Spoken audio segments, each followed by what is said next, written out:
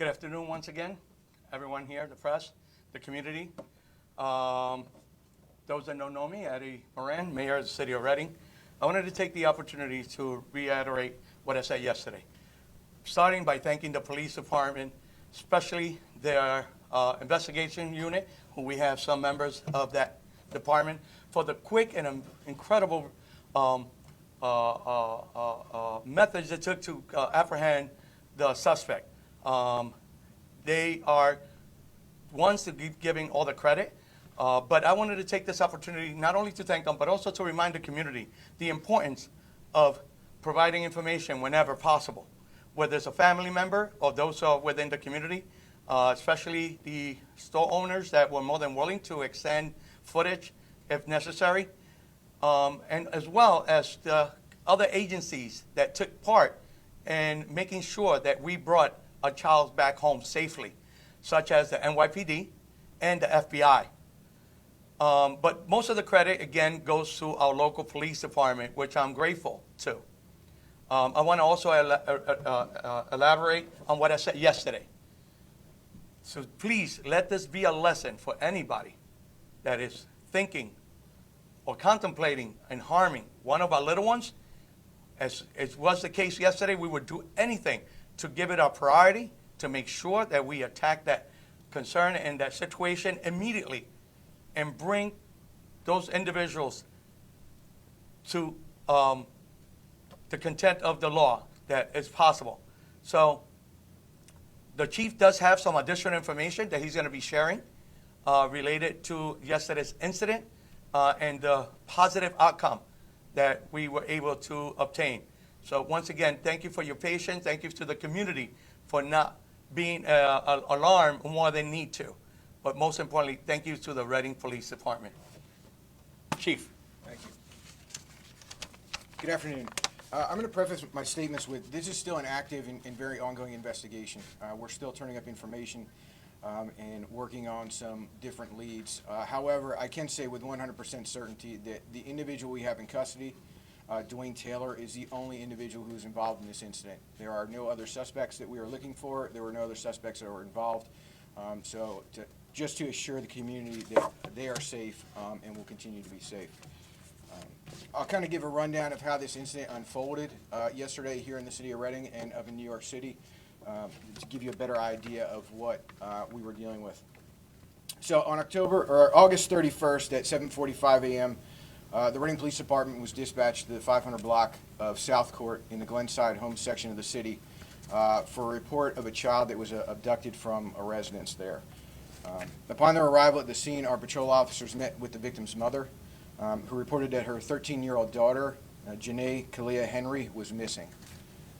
She further reported that she last observed her daughter at about 10:30 the night before in her bedroom, and when she woke up that morning, she went to locate her daughter, and she was unable to be found in the bedroom.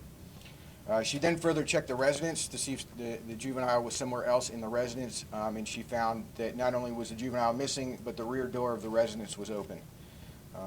After checking outside of the residence and not being able to locate her outside, she contacted the police, at which time members of our Uniform Patrol Division arrived at the location. While they were investigating the incident, they watched video footage from a surveillance system that was inside of the home.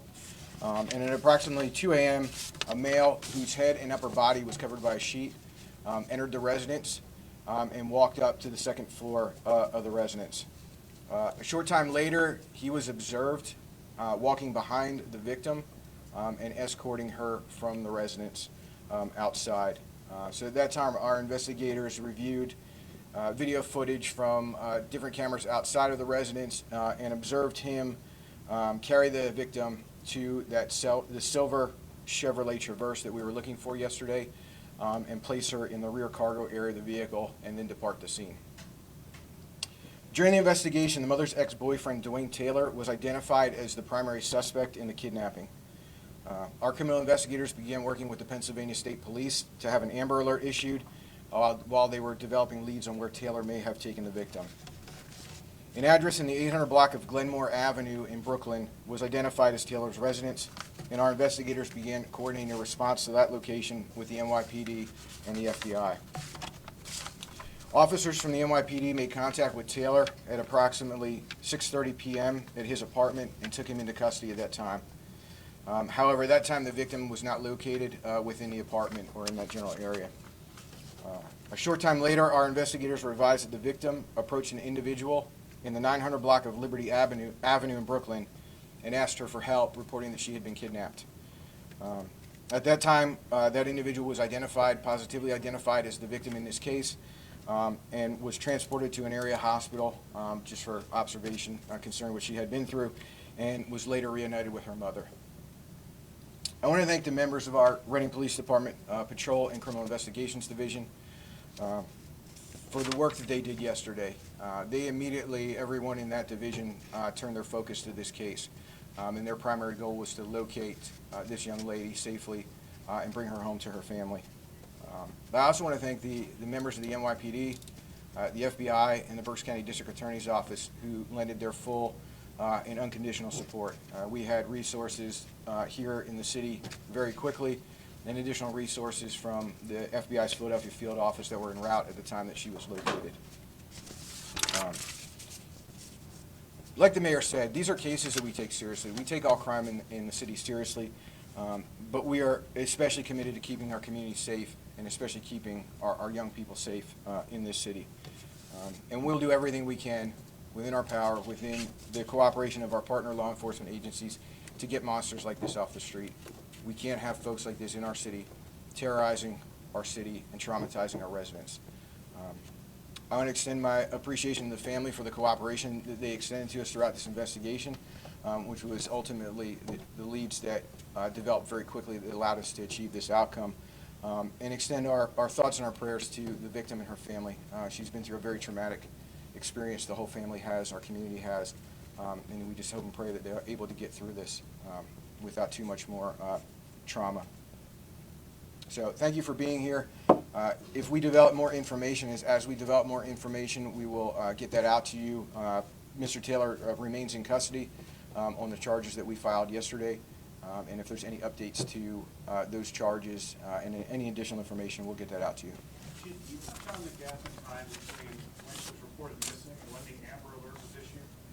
Yeah, I mean, we're really not taking questions right now, but I will answer that one. So there is a process that goes by, the DFB, or the Pennsylvania State Police goes by in order to get the Amber Alert out. We have to verify and vet certain information because we don't want to get the wrong information out there and now the wrong vehicles are being stopped by law enforcement or tips are being called in that send us in the wrong direction. So there's a process to that. And, you know, again, she was kidnapped at 2 in the morning. Till we got the call, till mom discovered her missing, it was almost 6 hours later. And until we start developing the investigation and getting that information, it takes a bit of time. So they worked as quickly as they could, but I mean, there is always going to be a delay in that process to make sure that the right information gets out. Thank Thank you. you. I will address the Spanish media with a few investigator.